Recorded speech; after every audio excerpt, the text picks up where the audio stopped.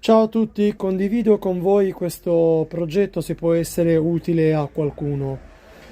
Questo progetto è nato dall'esigenza di evitare di mettere le mani vicino alla lama per tagliare dei piccoli pezzi.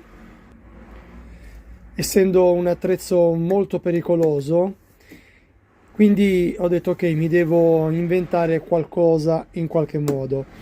E dunque ho creato questa staffa qua con questa morsa da falegname particolare che viene utilizzata per un'altra funzione, ma io l'ho sfruttata in questo modo qua.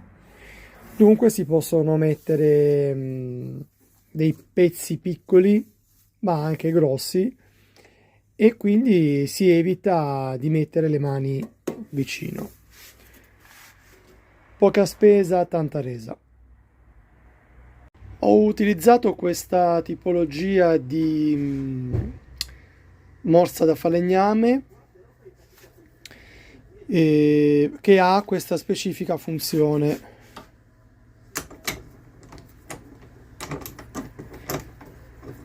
In pratica, una volta agganciata ad un'altra morsa di falegname, praticamente va a spingere in questa direzione qua. Ed è molto utile sinceramente con quello che mi sono autocostruito. Questo qui è il pezzo che mi sono costruito, adesso lo smonto e vi faccio vedere. E questo è la staffa in questione, cioè quella che mi sono inventato. Sono praticamente tre pezzi di ferro abbastanza spesso, direi intorno ai 10 mm circa. E niente, ho fatto delle saldature così, ho preso tutte le misure. Qui invece ho fatto un foro e l'ho filettato con un maschio da 8. E niente, questo va così in questo modo con il suo bullone e va a bloccarsi. Quindi dovessi mai tagliare un pezzo più grande, posso tranquillamente staccarlo in 10 secondi.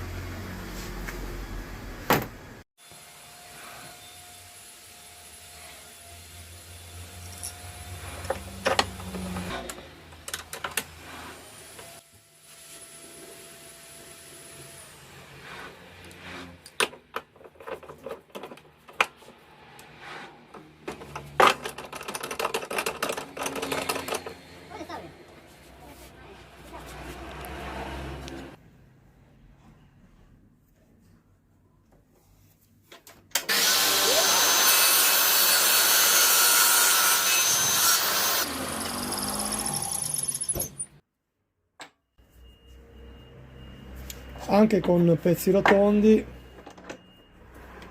questo si regola in altezza.